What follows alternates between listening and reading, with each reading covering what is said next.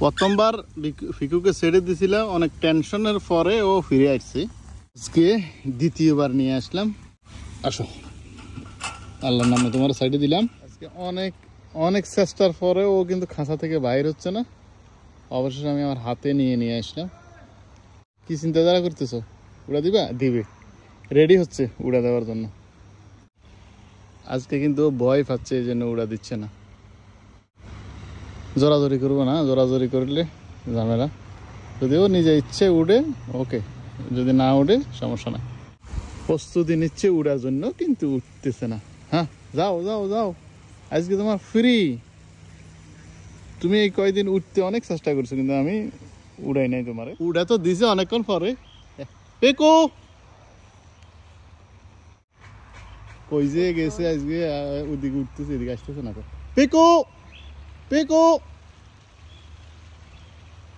পেকো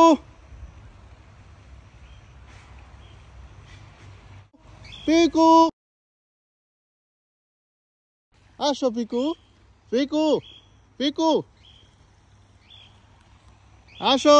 এই তো পিকু, আসো আসো, এই তো আসো, আসো পিকু, পিকু আসো আসো আসো আসো আসো আসো আসো, পিকু পিকু পিকু পিকু পিকু পিকু পিকু পিকু পিকু পিকু আসো আসো আসো পিকু।